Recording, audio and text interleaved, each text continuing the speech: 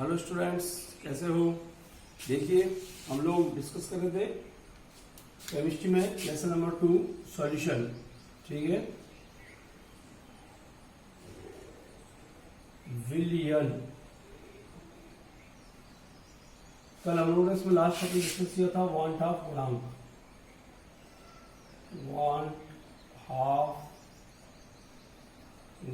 Want Hoff factor. ठीक है, जिससे हमने रिप्रेजेंट किया है आई से। वांट ऑफ गुणांक आई कल मैंने बताया था, वियोजन या संगुणन की स्थिति में हमें कैलकुलेट करना होता है इसे। तो यदि आई इज इक्वल टू 1 है, ठीक है, यदि किसी सॉल्यूट के लिए वांट ऑफ गुणांक आई का मान 1 आता है, इसका मतलब है संगुणन या वियोजन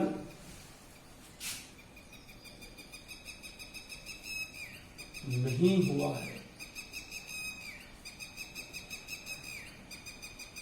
ठीक है, एसोसिएशन और डिसोसिएशन नहीं हुआ है, ना ही तो अणुओं का संगुणन हुआ है, ना ही अणुओं का वियोजन हुआ है। If I is greater than 1, यदि वांट ऑफ गुणांक आई की जो वैल्यू है वो 1 से अधिक है, तो इसकी स्थिति में क्या हुआ है, वियोजन, डिसोसिएशन, वियोजन हुआ है। जो सॉल्यूट के पार्टिकल्स हैं वो सॉल्यूशन में वियोजित हो गए, डिसोसिएट हो गए, वो अपने आयनों में टूट जाते हैं। ठीक है, उनका आयनाइजेशन हो जाता है, उनका आयन हो जाता है, वो अपने आयनों में टूट जाते हैं। और यदि आई की जो वैल्यू है वो 1 से कम है, ठीक है, if the want of factor is less than 1, it means there is association of molecules, संगुणन हुआ है। ठीक है, क्या हुआ है, संगुणन। जो पार्टिकल्स हैं वो संगुणित हो गए हैं। तो यहां से वांट ऑफ गुणांक की वैल्यू से आप देख सकते हैं, if I is equal to 1 then there is no association and no dissociation. If I is greater than 1 there is dissociation, if I is less than 1 there is association. ठीक है, तो वांट ऑफ गुणांक आई की जो value है उसके according आप बता सकते हैं कि विलियन में जो सॉल्यूट पार्टिकल्स हैं उनका संगुणन हुआ है या वियोजन हुआ है। अब कोई सॉल्यूट सॉल्यूशन में कितनी मात्रा में संगुणित हुआ है, कितनी मात्रा में वियोजित हुआ है, इट मीन्स उसका डिग्री ऑफ एसोसिएशन कितना है, डिग्री ऑफ डिसोसिएशन कितना है, उसे किस तरीके से कैलकुलेट किया जाता है, ये हमें देखना है। तो हम लोग यहाँ वांट ऑफ गुणांक आई और अमाउंट या डिग्री ऑफ डिसोसिएशन और डिग्री ऑफ एसोसिएशन के बारे में संबंध कैलकुलेट करेंगे। तो देखिए किस तरीके से उसे कैलकुलेट किया जाता है। अब देखिएगा, हम लोग पढ़ेंगे वांट ऑफ गुणांक आई और वियोजन की मात्रा में संबंध। वांट ऑफ गुणांक आई व वियोजन की मात्रा, इसको रिप्रेजेंट करेंगे अल्फा से, में संबंध।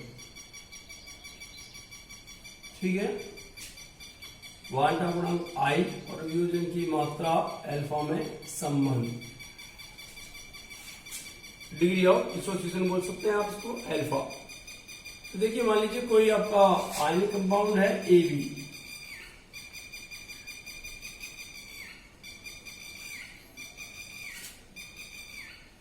आप लिख सकते हैं नॉर्मली A। ठीक है, ये डिसोसिएट होने के बाद NB पार्टिकल्स बनाता है। A लिया हुआ है आपने, A डिसोसिएट होने के बाद NB पार्टिकल्स बनाता है। मान लीजिए इसके प्रारंभिक मोल है,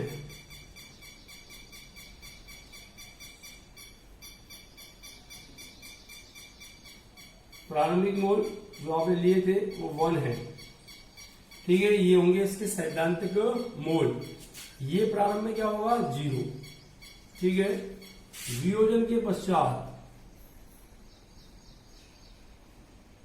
वियोजन के पश्चात मान लीजिए इसका इनमें से अल्फा पार्ट क्या होता है, वियोजित होता है, तो 1 माइनस अल्फा, और ये हो जाएगा आपका एन अल्फा। ठीक है, 1 मोल में से अल्फा पार्ट इसका वियोजित हो गया है और उसने एन अल्फा पार्टिकल्स बना लिए हैं। तो वियोजन के पश्चात आपका 1 माइनस अल्फा और एन अल्फा। वियोजन के पश्चात विलयन में कुल मोल, वियोजन के पश्चात विलय के कुल कणों की संख्या,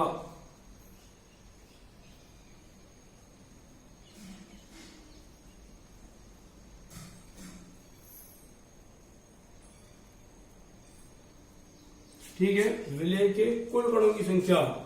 अब देखिए ये 1 माइनस अल्फा वो पार्ट है जो वियोजित नहीं हुआ है, और एन अल्फा वियोजन के पश्चात प्राप्त पार्टिकल्स हैं। तो इन दोनों को हम लोग ऐड करेंगे, तो 1 minus alpha plus n alpha, और यही आपके होंगे प्रेक्षित मोल, प्रेक्षित कणों की संख्या बोल सकते हैं आप इसे, प्रेक्षित मोल। और आपने जो लिया था ये था आपका सैद्धांतिक मोल। क्या था आपका सैद्धांतिक मोल। तो आपने प्रारंभ में एक वैद्युत अपघट्य या आयनिक कंपाउंड लिया हुआ है ए, जो वियोजन के पश्चात एनपी पार्टिकल्स में कन्वर्ट होता है। आप ये मान के चल रहे हैं कि प्रारंभ में आपने इसका 1 मोल लिया था, इट मीन इसकी जो थ्योरेटिकल वैल्यू है वो 1 मोल है, और ये प्रारंभ में 0 होंगे, इसका अल्फा पार्ट वियोजित होता है कुछ समय पश्चात, तो 1 माइनस अल्फा और ये एन अल्फा। तो वियोजन के पश्चात विलयन में उपस्थित कुल विलय के जो पार्टिकल्स होंगे वो होंगे 1 minus alpha plus n alpha. तो वो मैंने यहाँ लिख दिया 1 minus alpha plus n alpha. आपको याद होगा वांट ऑफ गुणांक,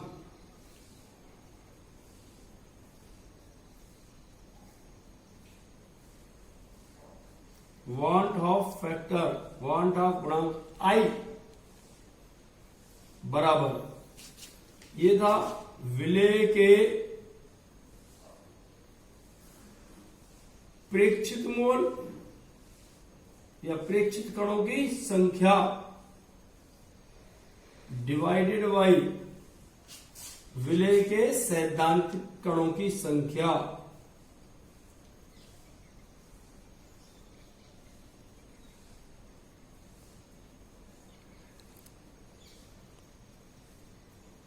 ठीक है, वांट ऑफ गुणांक I is equal to observe moles of solute divided by theoretical moles of solute, विलय के प्रेक्षित मोल डिवाइडेड बाई विलय के सैद्धांतिक मोल। यहां आप देखें तो क्या आ जाएगा आपका I इज इक्वल टू विलय के प्रेक्षित मोल कितने हैं आपके पास 1 minus alpha plus n alpha divided by विलय के सैद्धांतिक मोल, थ्योरेटिकल जो मोल्स हैं वो कितने हैं आपके 1। तो यह आया 1 minus alpha plus n alpha divided by 1। आगे इसको आप सॉल्व करेंगे, तो आगे सॉल्व करने पर देखिएगा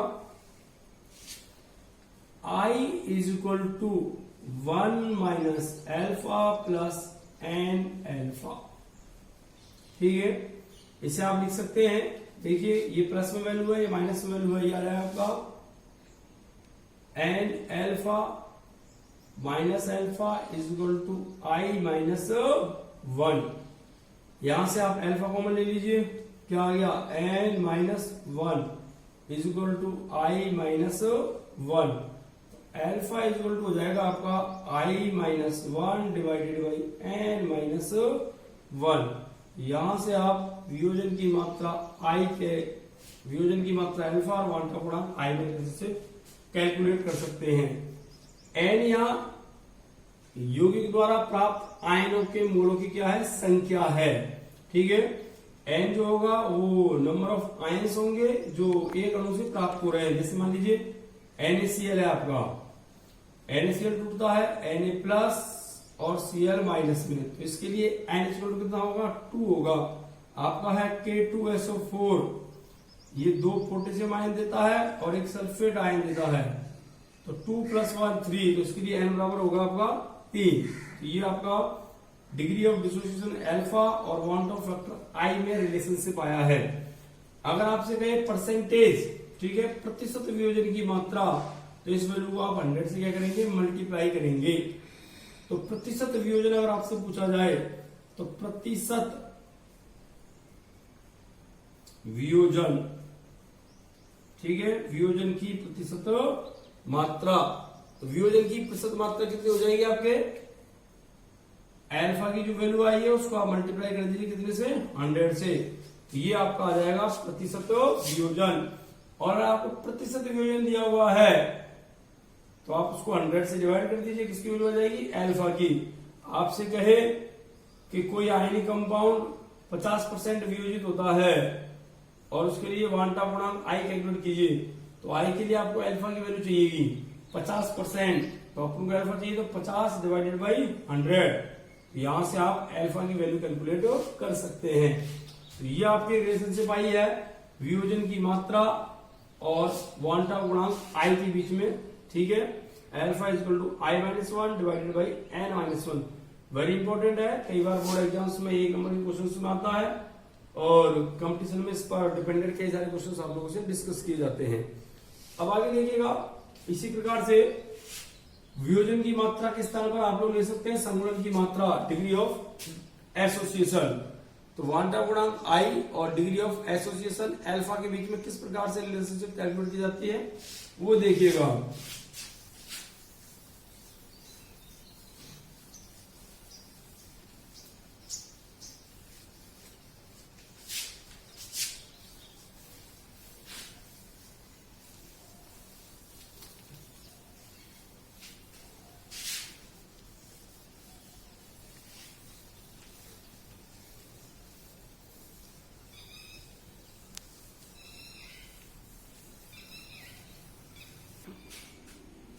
वांटा गुणांक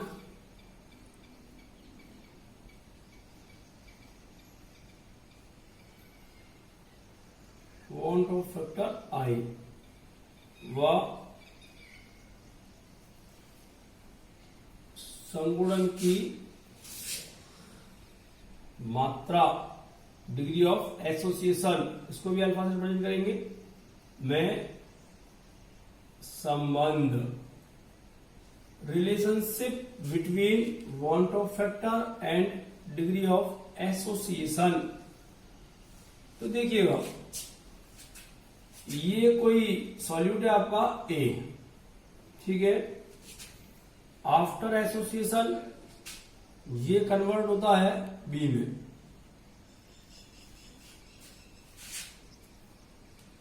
प्रारंभिक मोल,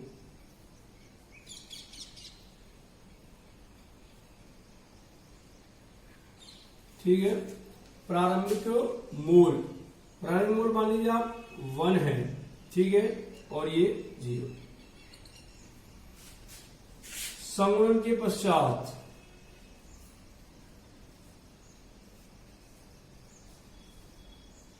आफ्टर एसोसिएशन हम ये मान के चले कि इसका अल्फा जो पार्ट है वो एसोसिएट होता है, ठीक है, और एसोसिएट होने के पश्चात वो बनाता है अल्फा अपॉन एन। आप यहां इसके स्थान पर ए वाई एन भी लिख सकते हैं, ठीक है। एक्चुअल में क्या है, जैसे मान लीजिए ये ए द्विलकीकृत होता है, द्विलक फॉर्म करता है, तो ऐसी कंडीशन में यहां आपका एन इक्वल टू क्या आएगा, 2 आएगा। अगर त्रिलक बनाता है तो एन इक्वल टू क्या आएगा, 3 आएगा। इसी में लिखा है अल्फा बाई एन, क्योंकि जितना पार्ट संगुणित हो रहा है वो डिपेंड करेगा उससे कितने मोल बनेंगे, कि उसका द्विलकीकरण हो रहा है या त्रिलकीकरण हो रहा है। मान लीजिए आपने 100 अणु लिए हुए और 100 में से 50 जो मॉलिक्यूल्स हैं वो आपके एसोसिएट हो रहे हैं, संगुणित हो रहे हैं, और उनका द्विलकीकरण हो रहा है। तो द्विलकीकरण हो रहा है तो 50 यहां से गए, लेकिन इधर कितने बढ़ेंगे, केवल 25, ठीक है। तो 1 माइनस अल्फा और ये आपका अल्फा अपॉन एन। अब देखिएगा, संगुणन के पश्चात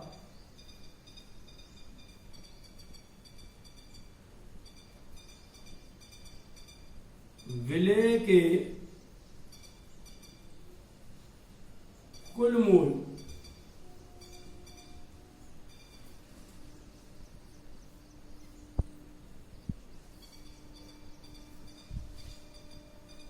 टोटल नंबर ऑफ मोल्स कितने आएंगे, तो इसको ऐड कर देंगे हम लोग, तो 1 minus alpha plus alpha by N.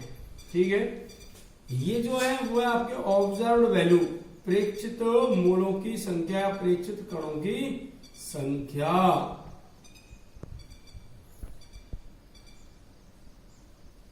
जबकि ये जो मैंने बताया था आपको, जो आप प्रारंभ में लेके चल रहे हैं, वो आपके थ्योरेटिकल वैल्यू है, सैद्धांतिक मोल है। ठीक है, ये आपके सैद्धांतिक मोल हुए और ये आपके प्रेक्षित मोल हुए। आपने प्रारंभिक मोल 1 लिया था, उसका अल्फा पार्ट जो है वो आपका एसोसिएशन में पार्टिसिपेट कर रहा है, संगुणित हो रहा है, संगुणन के पश्चात अल्फा अपॉन एन पार्टिकल्स में कन्वर्ट हो रहा है, तो टोटल जो पार्टिकल्स बचेंगे वो होंगे आपके 1 minus alpha plus alpha by n. ठीक है, तो ये आ गया आपके प्रेक्षित मोल। अब आप जानते हैं 1/2 गुणांक आई,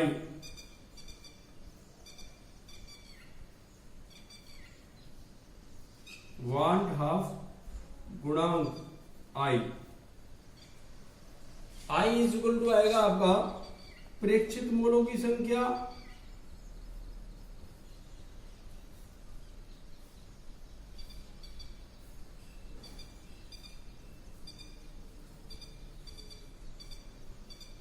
डिवाइडेड बाई सैद्धांतिक मोलों की संख्या।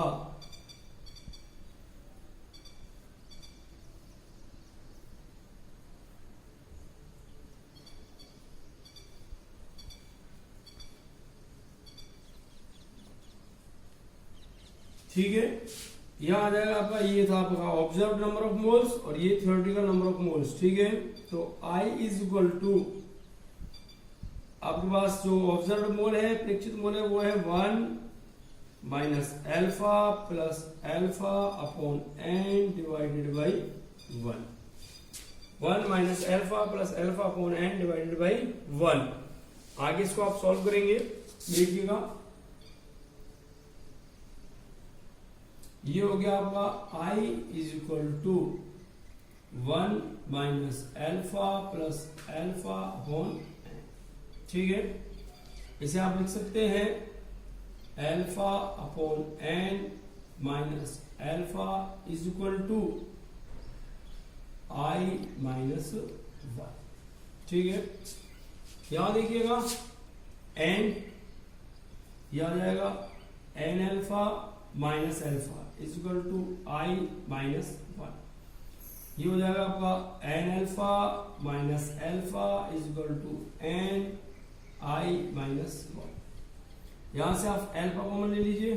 ठीक है, ये आएगा 1 minus n minus 1 is equal to n I minus 1, और यहां से alpha is equal to n I minus 1 divide by n minus 1। ठीक है, एन की वैल्यू अगर उसका द्विलकीकरण हो रहा है, डाइमराइजेशन हो रहा है तो n इक्वल टू आएगा, ट्राइमराइजेशन हो रहा है तो n इक्वल टू 3 आएगा। तो एल्फा इक्वल टू आ गया n I minus 1 divided by n minus 1। तो ये हुआ आपका संगुणन की मात्रा। ठीक है, डिग्री ऑफ एसोसिएशन कैलकुलेट करने का फॉर्मूला। इस तरीके से आप डिग्री ऑफ एसोसिएशन और 1/2 गुणांक में संबंध कैलकुलेट कर सकते हैं।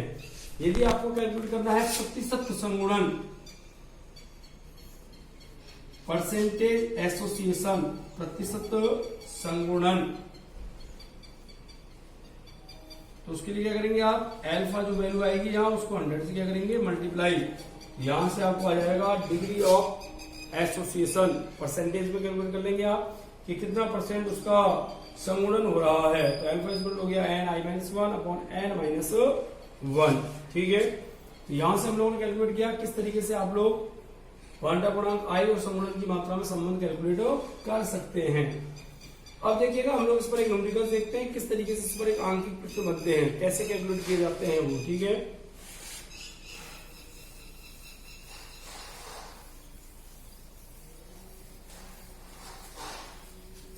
क्वेश्चंस देखते हैं इसके ऊपर।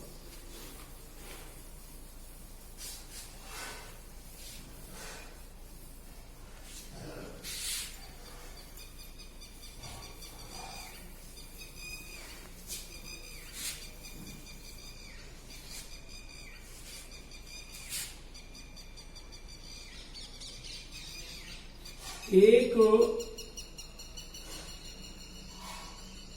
आयनिक यौगिक के सैद्धांतिक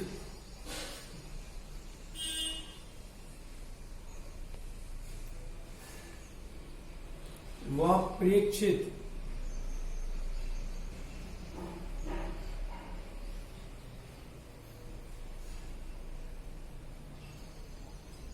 ठीक है, एक आयनिक यौगिक के सैद्धांतिक व प्रेक्षित मोलर द्रव्यमान क्रमशः है 58.2 व 30 है। इसके लिए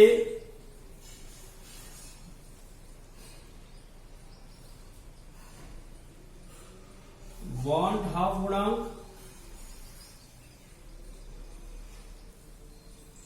व वियोजन की मात्रा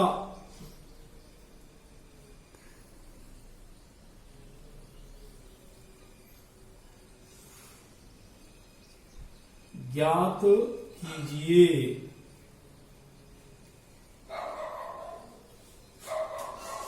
for an ionic compound theoretical and observed molar mass is respectively 58.2 and 30. Calculate the Van't Hoff factor and वियोजन की मात्रा for ionic compound। ठीक है, कोई आयनिक कंपाउंड दिया हुआ है, उसकी थ्योरेटिकल और ऑब्जर्व जो मोलर मास है उसकी वैल्यू दी हुई है 58.2 एंड 30। आप उसके लिए want Hoff factor and degree of dissociation calculate करना है। अब देखिएगा, आपसे कह रहा है वियोजन की मात्रा, डिग्री ऑफ डिसोसिएशन। तो मैंने बताया था यदि कोई कंपाउंड विलय किए जाने पर वियोजित होता है तो उसके लिए वांट ऑफ गुणांक का मान जो है वो 1 से क्या आएगा, अधिक आएगा। ठीक, कंफर्म हो गया कि वांट ऑफ गुणांक जो है वो उसकी वैल्यू आपके 1 से अधिक आने वाली है। ठीक है, तो देखिएगा आपको याद होगा वांट ऑफ गुणांक I इज इक्वल टू, मैंने बताया था विलय का सैद्धांतिक मोलर द्रव्यमान। मोलर द्रव्यमान जब लेते हैं तो सैद्धांतिक वैल्यू ऊपर आती है, थ्योरेटिकल वैल्यू ऊपर आती है। सैद्धांतिक मोलर द्रव्यमान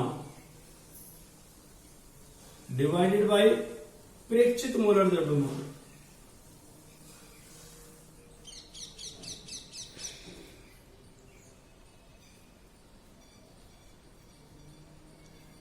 ठीक है, कैलकुलेट कीजिए। सैद्धांतिक कितना दिया हुआ है 58.2 डिवाइडेड बाई 30। ठीक है, आगे आप इसे सॉल्व कीजिए, ये आएगा आपका 1.94 के आसपास। तो यहां आपके आई की जो वैल्यू है वो आई आपके 1.94, वांट ऑफ गुणांक का जो मान है वो आता है आपका 1.94। अब हमें कैलकुलेट करना है वियोजन की मात्रा। तो आपको याद होगा अल्फा इज इक्वल टू क्या आया था अपना, I-1 अपॉन n-1। अब देखिएगा n की वैल्यू, तो यहां जो आयनिक कंपाउंड है उसके बारे में वो देगा, वो आयनिक कंपाउंड का फॉर्मूला क्या है। यहां आपको दिया हुआ है आयनिक जो है वो है AB। ठीक है, जो आयनिक कंपाउंड आपको दिया हुआ वो है AB। तो आप देख सकते हैं A+ और B-। इससे जो आयन आपको प्राप्त होंगे वो 2 होंगे। तो यहाँ n की वैल्यू कितनी आ जाएगी आपके 2। वो आयनिक कंपाउंड का फॉर्मूला आपको देगा, उस आयनिक कंपाउंड के फॉर्मूले से आपको n की वैल्यू प्राप्त होगी। तो अल्फा इक्वल टू होता है I-1 divided by n-1। Value put up कीजिए। I है आपका 1.94, माइनस क्या आ जाएगा 1। n की वैल्यू आपकी यहाँ 2 है, 2 - 1, तो 1.94 में से 1 गया, कितना आया 0.94 डिवाइडेड बाई 1, ये आ गया आपका 0.94। ठीक है, अगर आप प्रतिशत वियोजन कैलकुलेट करना चाहें कि कितना % वियोजन हुआ है तो ये आएगा आपका प्रतिशत वियोजन इज इक्वल टू, मैंने बताया था अल्फा मल्टीप्लाई विद 100। तो ये आया आपका 94%। तो यहां अल्फा की जो वैल्यू है वो है आपके 0.94, जो कि % वियोजन जो हुआ है वो हुआ है आपका 94%। यहाँ लिया गया आयनिक कंपाउंड आपका सॉल्यूशन में 94% क्या हो गया, वियोजित हो गया है। ये तो आपका वांटा गुणांक और वियोजन की मात्रा और संगुणन की मात्रा में संबंध। अब बात करते हैं आज के होमवर्क की। ठीक है, तो देखिएगा टुडे होमवर्क।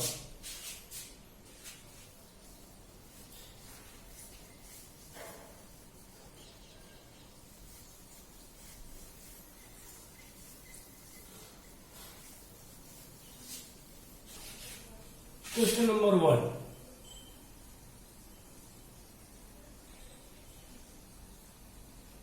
ठीक है, निम्न को उनके वांट हाफ गुणांक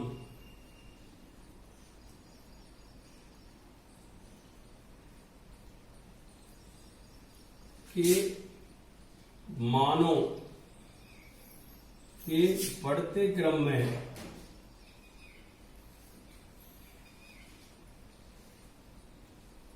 व्यवस्थित कीजिए।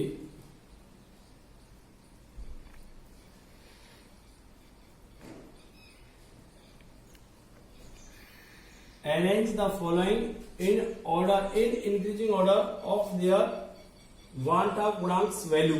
ठीक है, निम्न को उनके वांट ऑफ गुणांक के मानों के बढ़ते क्रम में क्या कीजिए, व्यवस्थित कीजिए। उनके वांट ऑफ फैक्टर्स की जो वैल्यू है उनके इंक्रीजिंग ऑर्डर में आपको इन्हें अरेंज करना है। आपको दिया हुआ है AlCl3, बी आपको दिया हुआ है K2SO4, ठीक है, सी आपको दिया हुआ है NH2CONH2, दिस इज यूरिया, ठीक है, और डी आपको दिया हुआ है Al2SO4 का होल थ्राइस।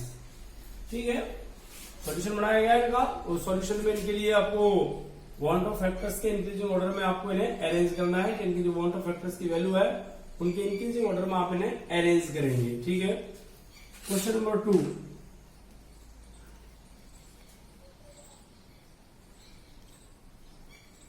वांट ऑफ गुणांक आई व वियोजन की मात्रा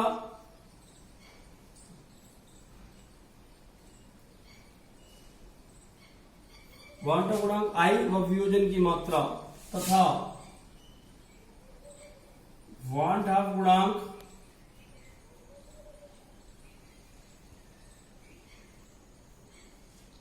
व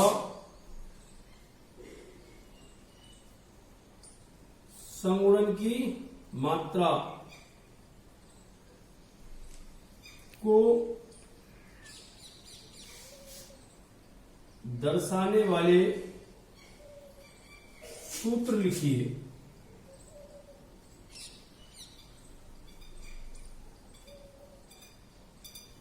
ठीक है,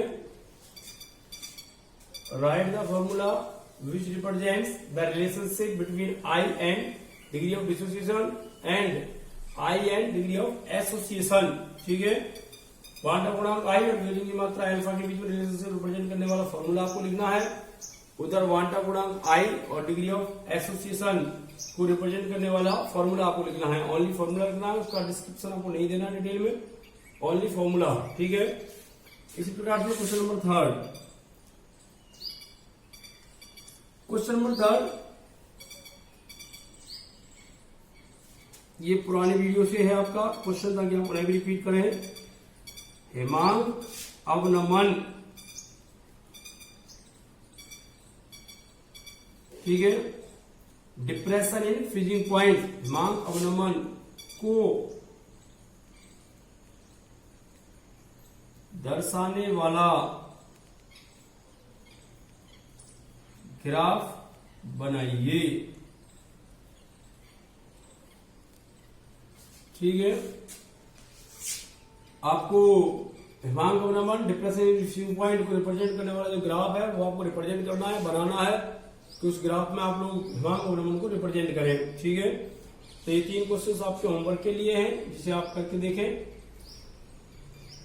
सिंपल है आपका, इन्हें आपको इनके वांट ऑफ फैक्टर के इंक्रीजिंग ऑर्डर में अरेंज करना है इसमें आपको आई और वियोजन की मात्रा अल्फा, आई और समूलन की मात्रा अल्फा के बीच में रिलेशन हमारे फॉर्मूले लिखने हैं, और इसमें आपको डिप्रेशन इन फ्रीजिंग पॉइंट को रिप्रेजेंट करने वाला ग्राफ बनाना है।